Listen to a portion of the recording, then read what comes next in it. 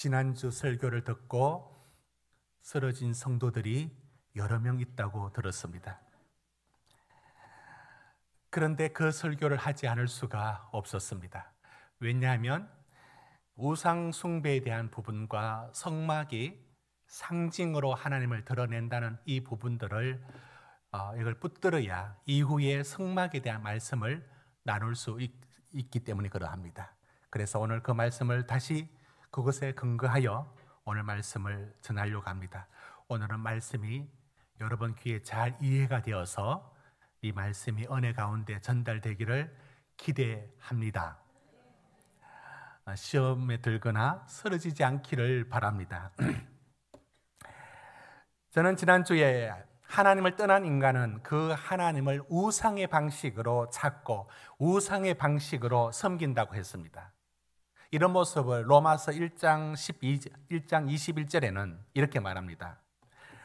하나님을 알 때 하나님을 영화롭게도 아니하며 감사하지도 아니하고 오히려 그 생각이 허망하여지며 미련한 마음이 어두워졌나니, 그래서 23절에 썩어지지 아니하는 하나님의 영광을 썩어질 사람과 새와 짐승과 기어다니는 동물 모양의 우상으로 바꾸었다.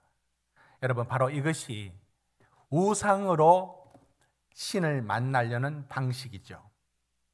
결국은 이렇게 되면 영원하시고 초월하신 하나님은 하나님을 눈에 보이는 것으로 만드는 이유가 어디 있느냐면, 왜 그렇게도 형상으로 만들려고 하느냐면 내 기준, 내 수준, 내 기분, 내 마음대로 그 신을 조작하려는 겁니다. 결국은 이런 우상 숭배가 결국은 탐심이라고 말하는데, 성경은 그 핵심을, 그러니까 그 형상을 굳이 만들지 않아도 우상 숭배의 본질은 탐심이라고 골로새서 3장 5절에 말씀을 하셨습니다. 그래서 하나님은 우상 숭배를 금하셨고, 성경 전체에서 우상 숭배의 문제는 고대에서부터 지금까지 기독교 타락의 가장 대표적인 모습이 우상 숭배입니다. 그러나 지난주부터 다루었던 성막은 동일하게 형상을 만들고 모양을 만들고 구체적인 어떤 구조물을 만듭니다. 그렇지만 우상과 전혀 다릅니다. 그걸 지난주에 어떻게 드러내느냐면, 우상은 자기 자신이 하나님을 대신합니다. 그러나 성막은 자기 자신은 아무것도 아닙니다. 그의 크기, 재질, 모양으로 하나님이 어떤 분인지를, 그걸 이제 문학적인 표현으로 말하자면 상징이라는 방식으로 드러냅니다. 자기 자신은 아무것도 아니에요. 성막은 하나님이 어떤 분이신가를 드러내고 자기 자신은 난 아무것도 아니야 라고 주저앉습니다. 이것입니다. 이것이 상징하고 우상이 얼마나 근접해 있느냐면, 자칫하면 상징이 우상으로 넘어갑니다. 여러분, 이스라엘 백성이 광야에 있을 때 그들이 하나님 앞에 불순종했고, 그래서 불뱀을 보내어서 물렸습니다. 그 죽어가는 그들을 향해서 하나님께서 놋뱀을 만들어서, 구리뱀을 만들어서 이걸 쳐다보면 낫는다. 여기 핵심은 뭐냐면, 그거 보고 낫는 사람이 어디서, 하는 사람은 죽었고 그러나 쳐다보는 사람은 산다 라는 데 초점을 두고 구리뱀을 만들었습니다. 청동으로 만들었죠. 그런데 이후에 이 놋뱀은 하나님을 바라보라는 상징이었습니다. 이후에 신약에서는 놋뱀을 든 것처럼 곧 십자가 예수님을 뜻합니다. 그런데 이 상징이 빠지고 우상으로 전락합니다. 왜냐하면 그 놋뱀을 섬깁니다. 놋뱀을 만지면서 병이 낫는다고 믿었고요, 그렇게 섬겼습니다. 그러자 이후에 히스기야 때에 이 놋뱀을 종교개혁에서 가장 먼저 이걸 깨어 부숴버립니다. 말씀 한번 보여주십시오. 그래서 이것을 없애버리고 다시 열왕기하 18장 4절에 말하기를 너후스단이라고 이름을 붙입니다. 너후스단. 이 말의 뜻은 이건 신이 아니야. 이건 하나님이 아니야. 이건 놋조각이야. 너후스단. 놋조각에 불과해. 이렇게 다시 우상으로 넘어간 상징을 깨어 부숴버렸습니다. 여러분, 그런 일은 성경에 곳곳에 나오는데 이스라엘 백성은 전쟁에 나갈 때 법궤를 앞세웠습니다. 그 뜻은 하나님을 앞세우라는 뜻입니다. 그런데 그 법궤가 하나님의 자리를 대신할 때 그들은 생각하기를 전쟁에 나갈 때 이 법궤가 우리를 지키고 법궤 나가면 이긴다. 이렇게 해서 법궤를 앞세워서 나갔습니다. 그런데 하나님은 그 법궤를 블레셋에 빼앗기게 했습니다. 그러자 그들은 이렇게 탄식합니다. 사무엘상 4장 22절에 영광이 떠났도다. 이제 하나님 떠났도다. 그들은 하나님의 궤, 오늘 다루게 되는 이 언약 궤를 빼앗겼습니다.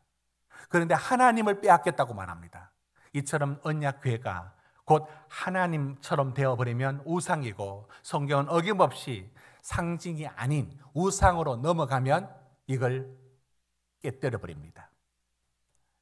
여러분, 오늘 우리가 다룰 부분들은 무엇이냐면 성막은 우상으로 하나님과 신을 만나려는 인간의 방법과 전혀 다르게 우상은 자기 자신이 하나님 자리를 대신하지만 상징은 그 하나님을 다 보여주고 이 재질과 이 모양과 이 크기로 하나님을 보여주는 것으로 일을 하고 자기 자신은 아무것도 아닌 겁니다.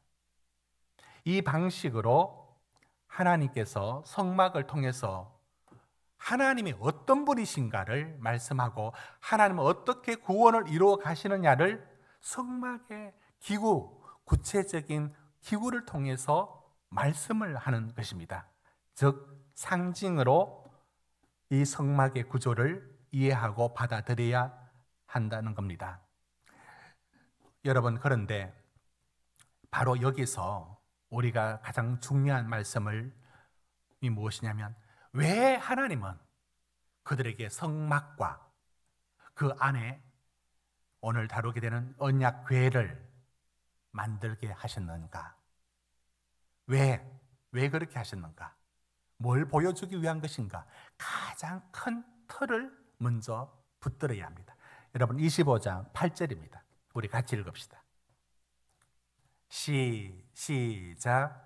내가 그들 중에 그할 성소를 그들이 나를 위하여 짓되. 여러분, 하나님이 눈으로 보입니까? 손으로 만져집니까? 아닙니다. 그런데 그 하나님이 어떻게 너희 가운데 임하느냐? 그걸 성막을 통하여서 하나님이 내가 너희와 함께 한다, 너희와 함께 거주한다를 볼 수 있도록, 하나님의 임재를 볼 수 있도록 하기 위하여 하나님을 우상의 방식으로는 눈으로 보고 육신의 눈으로 보고 육신의 손으로 만지죠. 그런데 하나님은 성막의 상징의 방식으로 하나님이 내가 너와 함께한다, 거주한다를 보는 방법을 이 방식으로 보여주는 겁니다. 뭐가 다르냐를 오늘 한 번 더 살핍니다. 그것은 철저하게 하나님이 만드십니다. 여러분, 우상은 누가 만드냐? 인간이 만들죠. 성막은 하나님이 디자인하십니다. 여러분, 25장 1절 보십시오. 여호와께서 모세에게 말씀하여 이르시되, 하나님이 기획합니다. 하나님이 준비하십니다. 그리고 그것을 모세에게 보여주고 그 다음에 모세에게 보여준 것을 누가 만드느냐? 출애굽기 31장 뒤로 가서 3절 4절 한번 보십시오. 뒤로 가서 출애굽기 31장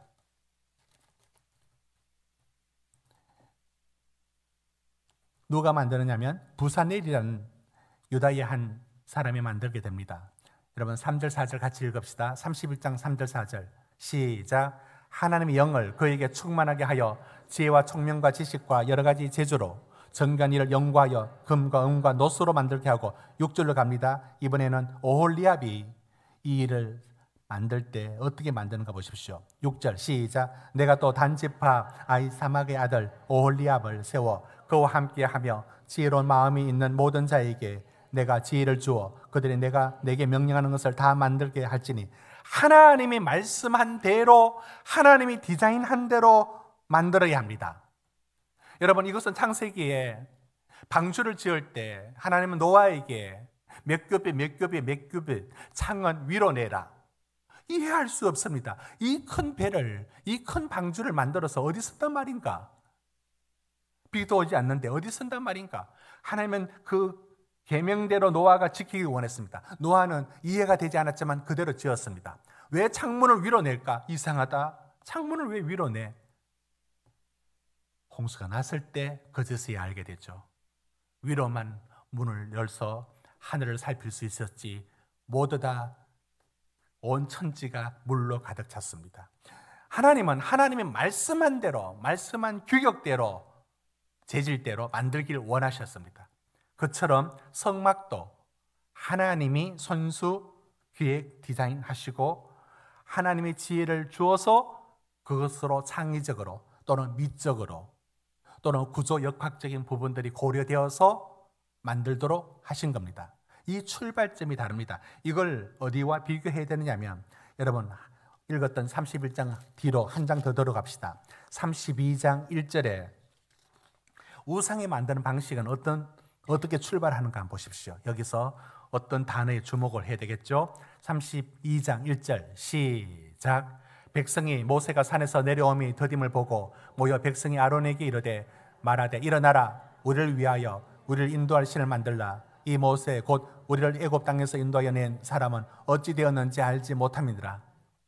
우리를 위하여.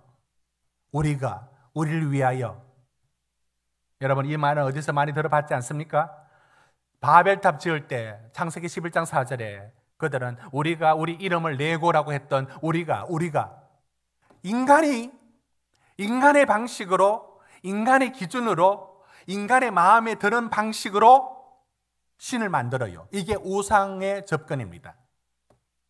그러나 분명히 성막은 하나님이 디자인하셔서 하나님이 지혜로 만들도록 했습니다. 그래서 그것이 하나님을 드러내도록 하는데 초점을 두고 있습니다. 이게 우상과 다릅니다.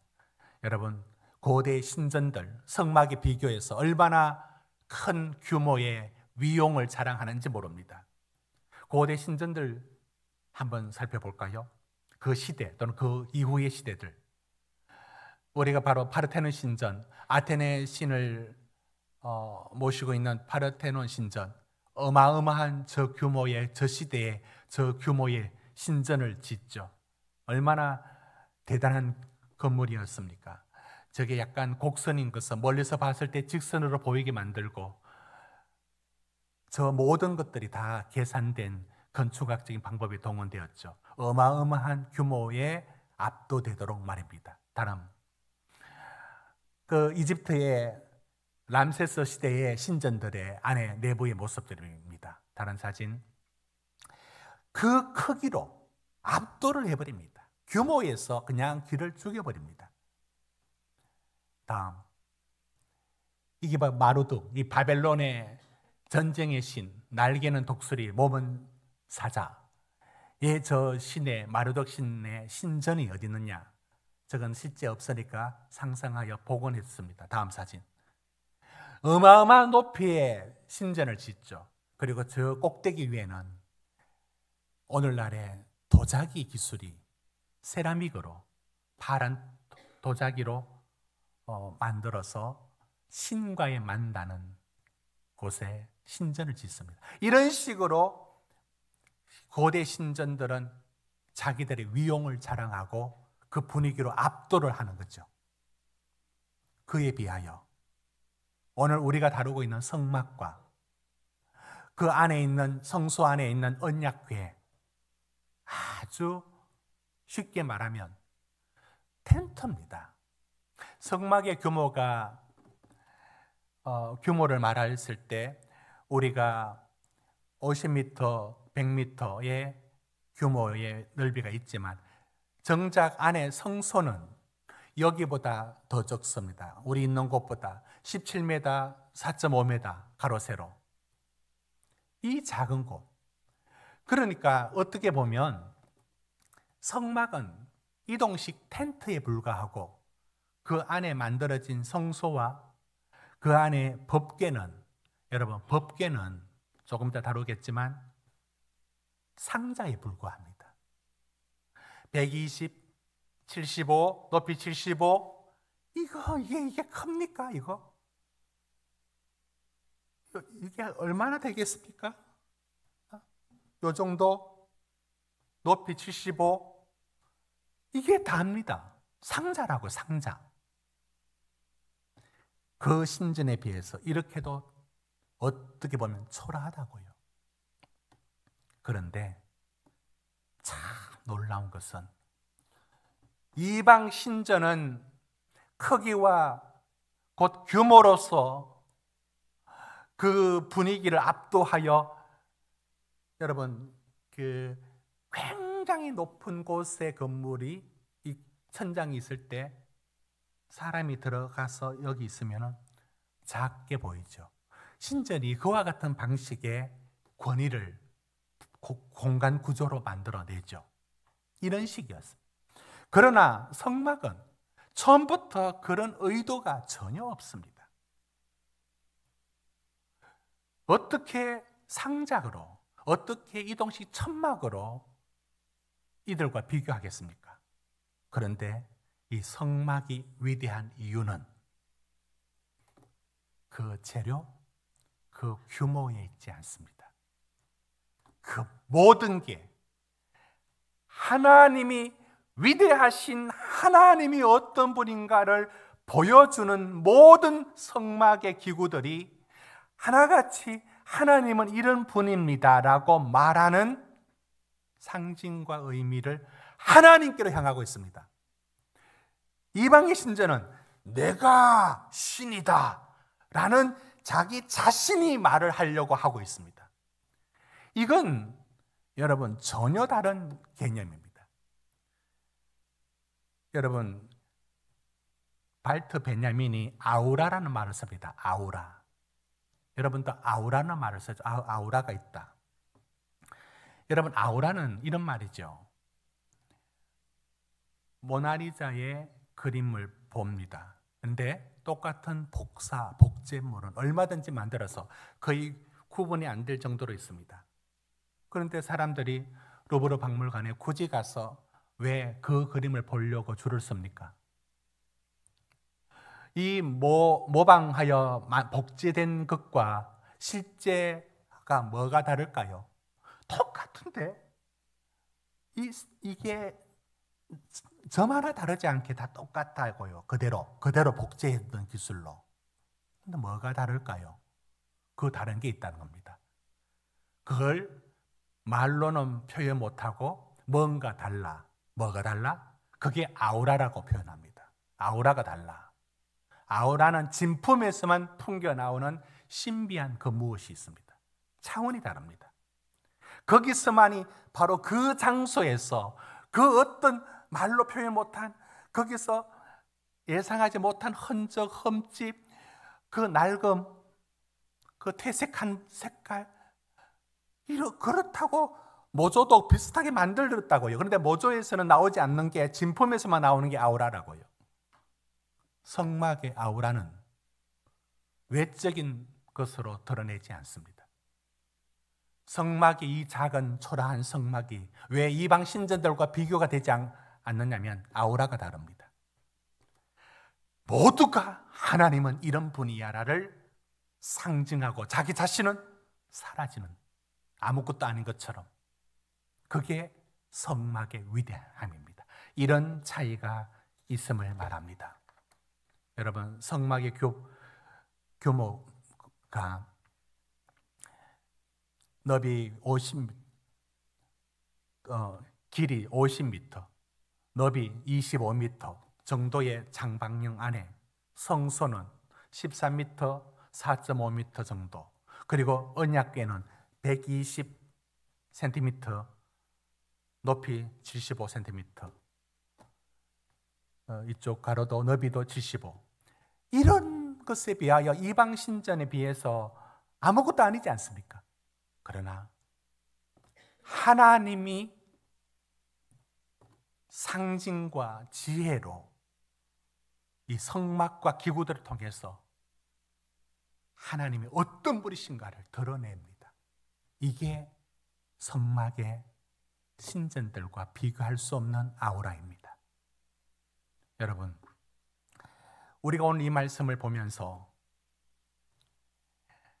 구약 성경에서 출애굽기는 우리의 구원이 어떠하여야 하는지를 말씀해 주는데, 그러니까 이것을 아키타입이라고 말하는데 원형이라고 말합니다. 뭐냐면 구원의 원형이 출애굽기에서 나옵니다. 예를 들어 노예된 이스라엘 백성을 불러내었습니다. 이게 구원입니다. 세상에 노예된 우리를 하나님이 넌 내 백성이야 라고 불러내었습니다. 이 구원의 모티브가 출애굽기에서 나옵니다. 구원론이 출애굽기에서 세 가지 차원이 다 나옵니다. 이게 구원이죠. 세상에서 우리를 불러낸, 이게 애굽에서 불러낸 이스라엘을 말합니다. 그리고 율법을 주셨죠.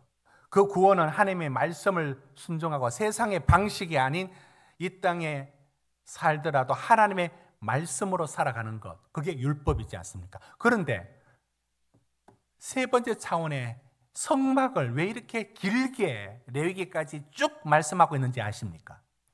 그건 구원이 어떤 측면을 말을 하고 있느냐면, 구원이 머리로 아는 거, 그냥 믿는 거, 지식으로 기독교를 아는 거, 그게 아니라는 겁니다. 실제 하나님의 임재를 당신의 삶에서 보아라.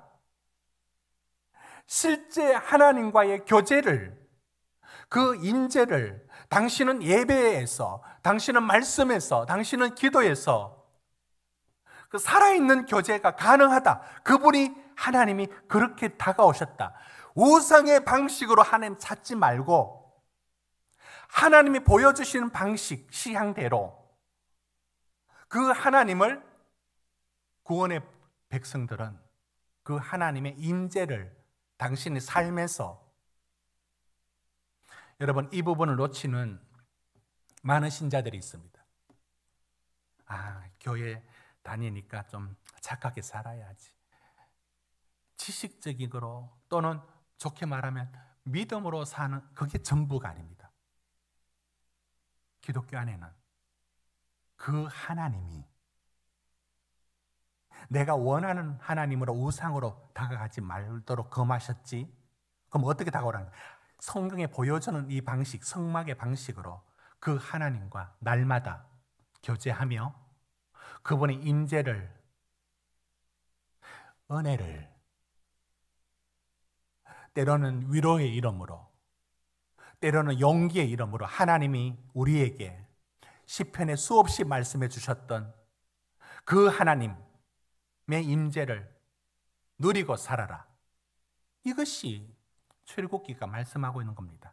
바리새인들은 이게 없었죠. 여러분, 그런데 이런 말씀들이 성경에서 뭘 말씀하고 있는가 다 연관되어 있습니다. 요한복음 15장 5절을 우리 같이 읽겠습니다. 시작. 나는 포도나무요 너희는 가지라. 그가 내 안에 내가 그 안에, 그 안에 사람이 열매를 많이 맺나니. 여러분 계시록에도 이와 같지 않습니까? 그가 내 안에 내가 그 안에. 이게 뭘 말하겠습니까? 이게 뭐한 말입니까? 이게 그가 내 안에 내가 그 안에. 요한계시록에도 내가 문 밖에 서서 두드리니 내가 들어가면 너와 나 함께 먹을 것이다. 이게 뭘 말할까요? 이게 기독교입니다. 이게 성경이 말하는 하나님입니다. 그 하나님이 네 지식으로, 때로는 네가 믿는 믿음 그 차원만이 아니라 그 하나님 안에 실제 그 하나님을 느끼며 잃어버렸던 그 감각을 다시 하나님의 임재를 느끼며 그 은혜를 누리며 살아가는 삶을 요구하고 있습니다. 여러분 시편 84편 10절 보십시오. 이것이 다 성막이 말하는 하나님의 임재 안에 하나님과 함께 살아가는 사람들의 표현에 주의 공정에서 한 날이 다른 곳에서 첫날보다 낫다. 악인의 장막에 사는 것보다 내 하나님의 성전에 문지기로 있는 게 낫다. 왜 저 말 하죠? 성전에 그렇게 어디가 좋아서 그런 얘기가 아닌 겁니다. 그것은 하나님의 임재 안에 사는 길을 주셨고 신자는 그 하나님과 날마다 교제하고 그 은혜로 사는 걸 말합니다. 바리새인은 이게 없습니다. 실제 하나님의 임재라는 것에 접근을 못합니다. 항상 머리로 유교처럼 지식으로 그 하나님을 말하지 정작 마음에는 하나님이 없습니다. 하나님의 임재 없이 살아갑니다. 다시 말합니다. 성막은 뭘 말할까요? 오늘 언약궤는 무엇을 말할까요? 하나님이 우리 가운데 임마누엘 하나님이 우리 가운데 함께하는 방법이 있습니다. 이 영적인 차원이 있습니다. 우상의 인간적인 방법이 아닌 하나님이 보여주신 방식으로 나아가면 그 하나님이 당신에게 다가온다고. 하나님 어떻게 볼 수 있습니까? 어떻게 봐요? 우상으로 가지 말고 말씀하시는 이 방법으로 예배로 기도로 하나님과 성도의 교제 속에 하나님이 우리에게 그 영적으로 다가오는 방식이 있는 겁니다. 그 임재를 누리며 살도록 요구합니다. 오늘 구절구절 다루지 않고 간단히 말씀을 다뤄봅니다. 자, 언약궤가 어떻게 만들어지느냐? 10절 말씀 보십시오. 10절입니다. 10절 같이 읽읍시다. 언약궤의 그 사이즈에 대해서 말합니다. 시작. 그들은 조각목으로 궤를 짜되 길이는 2규빗 반, 너비는 1규빗 반, 높이는 1규빗 반이 되게 하고 그 다음에 그것에 순금으로 사대 중간에 금태 둘려라. 여러분 이제 제가 최근에 나온 책 중에 언약궤를 가장 실제적으로 고정된 언약궤의 그림을 보여드리겠습니다. 언약궤 그림을 이미지를 보여주십시오. 자 보십시오. 인터넷에 유사한 것이 굉장히 많습니다. 그런데 저것이 어느 정도 고정되었습니다. 고정되었다라고 말할 수 있는 것은 성막에 대한 말이 예를 들어 채의 길이는 얼마나 하라 이런 게 안 나와 있지 않습니까? 채를 위에 달아라 밑에 달아라 이것도 없습니다. 이런 많이 없는 부분들은 성경 전체의 많은 전통들을 참고해서 또 구조 역학적인 것도 고려해서 그래서 만들어지는 겁니다. 자, 그러면 이 부분이 뭐가 다른가? 밑에 부분만 설명을 해보겠습니다. 규빗이 45cm지만 쉽게 그냥 50으로 해도 됩니다. 상관없습니다. 어떻든 규모가 법궤 밑에 부분 보십시오. 밑에 상자가 밑에 나무 상자 뭐로 만들어라고 되어 있습니까? 조각목이죠. 조각목은 시띠나무라고도 하고 우리나라의 아카시아 나무가 아닌 영어 학명으로 다르게 표기된 아카시아라고 말하는 그 나무인데요. 굉장히 단단하죠. 왜냐하면 물이 없는 곳에서 자라서 뿌리가 아주 깊이 내리면서 울퉁불퉁 여러분 이렇게 물이 없는 곳에 나무들이 울퉁불퉁 이렇게 자라지 않습니까? 그러면서 굉장히 단단합니다. 단단한 것은 저 나무 따라가기 힘듭니다. 실제 그렇습니다. 그러나 모양은 별로예요. 울퉁불퉁 저렇게 직선으로 쭉 된 나무가 별로 없을 만큼 이런 나무들. 자, 그런데 이 시띠나무, 조각나무로 만드는데 상자는 일단 조각나무로 나무 상자를 만듭니다. 크다란 사과 상자처럼 한번 상상해 보십시오. 그런데 금을 어떻게 입혀라는 겁니까? 그러면 금이 펄펄 끓는 금물에 이렇게 쑥 담갔다 내면은 저 나무가 성할까요? 그러면 저 나무에다가 어떤 식으로 바릅니까? 이렇게 금을. 이런 부분들은 이제 연구가 돼야 가능한 부분들입니다. 그거는 중간에 조각목으로 나무 상자가 120cm, 75cm, 75cm로 있는 이것을 만들고 바깥에 말입니다. 얇은 금 철판으로 거기에 속 들어가도록 넣고요. 나무 상자를 안에 들어갑니다. 그리고 다시 보이지 않게 작은 금으로 된 작은 얇은 상자를 넣습니다. 그게 11절을 말하는 겁니다. 여러분 11절 보십시오. 11절 같이 읽읍시다. 시작. 너는 순금으로 그것을 사되 안팎을 사고 위쪽 가장자리로 돌아가며 금탈을 두르고. 이 안팎을 산단 말은 둘러산단 말은 중간에 조각나무 상자가 있고 바깥에 얇은 금상자, 안에 얇은 금상자로 그게 세 겹이 되니까 안에 나무 상자 입장에서는 둘러싸였다는 겁니다. 자, 이렇게 되고 채 위치에 대한 여러 가지 얘기가 있습니다. 그런데 지금 우리가 주목할 것은 이런저런 얘기 부분들이 여기 쭉 나와 있습니다. 어떻게 하라고. 채는 꽂아두라. 뭐 이런 얘기 다 있습니다. 자, 그런데 지금 저기서 하나님 어디 계신가요? 하나님 어디 계시냐 하면요, 저 법궤 안이 아니고 법궤를 덮고 있는 뚜껑, 덮개, 저 위에 두 천사, 그룹 천사가 이렇게 하고 있는 저걸 뚜껑입니다. 법궤가 뚜껑이 없습니다. 저게 뚜껑입니다. 그 뚜껑을 뭐라 부르느냐? 자, 읽어봅시다. 그게 바로 17절입니다. 같이 읽읍시다. 시작. 순금으로 속죄서를 만들 때 길이는 2규빗 반, 너비는 1규빗 반이 되게 하고, 위에 하고 다시 비교해 보십시오. 10절하고 규빗이 똑같죠? 규빗이 똑같습니다. 단지 거기에 속 들어가도록 몇 미리 차이가 있어야 거기에 딱 이가 물리면서 들어가겠죠. 아무튼 지금 이제 설명하는 것은 법궤의 위에 덮개를 속죄소라 부릅니다. 법궤의 위에 부분을 덮는 덮개를 속죄소라고 이름을 부른다고요. 왜 그러냐? 죄를 속하는 것이 저기래요. 그러면 보십시오. 저것에 천사는 하나님이 거하는 곳에 상징으로 천사를 만들어. 어떤 그러면은 천사가 크게 만들어졌고 작게 만들어졌는데 이런 것은 나와 있지 않으니까 상상으로 이 규격에서 어느 정도일까라는 이제 기술적인 부분, 이런 부분들을 고려해서 만들었을 겁니다. 자, 그러면 두 그룹이 이렇게 자기 얼굴을 가리듯 덮고 있으라 합니다. 하나님 어디 계시게요? 여러분, 하나님이 어디 계신다고 했습니다. 오늘 읽었던 본문에 어디 계신다고 했습니까? 하나님 법궤 안이 아니고 어디? 두 그룹 사이에. 22절을 읽어야 되겠습니다. 22절.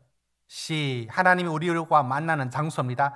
그러니까 하나님이 계신 곳입니다. 어딘가요? 22절 시작. 거기서 내가 너와 만나고 속죄서 위 곧 정극계 위에 있는 두 그룹 사이에서 내가 이스라엘 자손을 위하여 내게 명령한 모든 일을 내게 이르리라.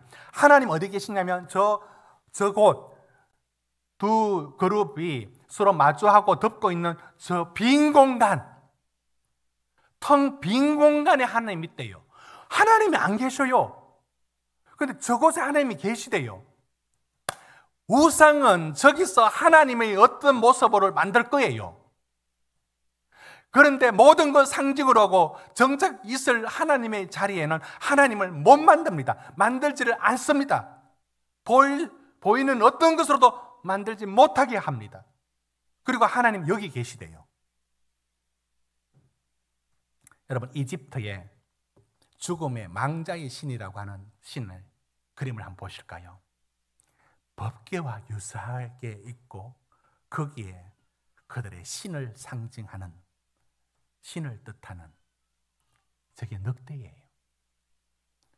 그들은 그 공간의 자리에 뭔가 신이라고 말하는 그 무엇을 만들어 놓습니다. 됐습니다. 여러분, 속죄소 하나님 여기서 계신다. 아무것도 없어요. 텅 비어 있어요. 그러니까 모든 건 상징으로 하나님은 이런 분이시다, 이런 분이시다를 말씀하고 있을 뿐입니다. 말씀을 맺겠습니다. 여러분, 하나님은 성막을 통해서 그리고 법궤를 통해서 하나님은 우리에게 말씀하고 있습니다. 그리고 그 법궤마저도 이게 하나님이냐 우상의 자리로 절대 못 가게 합니다. 하나님은 어떤 형상으로도 만들지 못하고 이 성막은 오직 하나님은 이런 분이시야를 보여줍니다. 왜 그렇습니까? 여기에 여러 뜻과 의미들을 찾을 수 있지만 여러분, 가장 큰 뜻은 하나님이 우리와 함께 하시겠다는 겁니다. 그게 성막이고 법궤는 어디냐? 내가 너희를 만나는 곳이 어디냐? 법궤 안에 들어있는 그 법궤 두 돌판 그리고 만나 항아리 그리고 아론의 상난 지팡이가 뜻하는 인간의 죄, 그 죄인을 뭐로 덮었냐? 은혜로 저 덮개로 덮어. 뭘 말하려고 이렇게 할까요? 하나님이 너희 죄인을 그냥 만날 수가 없어.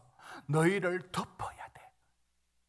왜 순금일까? 그 영광스러운 하나님이 너희를 만날 곳은 여기다. 그리고는 형상은, 실제 하나님을 보여주는 형상은 절대 없습니다. 없습니다. 성막은 우리에게, 그리고 언약궤는 우리에게 말합니다. 머리로, 지식으로, 기독교로 생각하지 마십시오.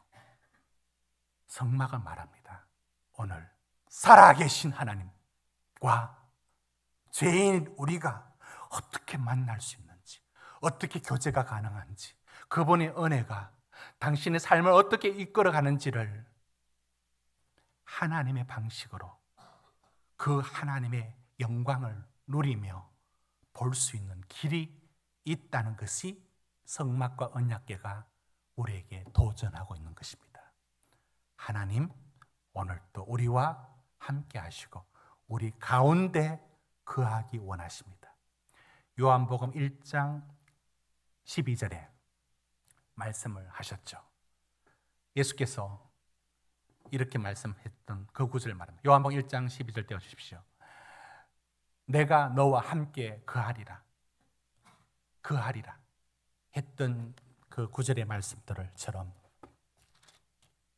요한복음 1장 14절 말씀이 육신이 되어 우리 가운데 거하심에 우리가 그의 영광을 보니 아버지의 독생자의 영광이요 은혜와 진리가 충만하더라.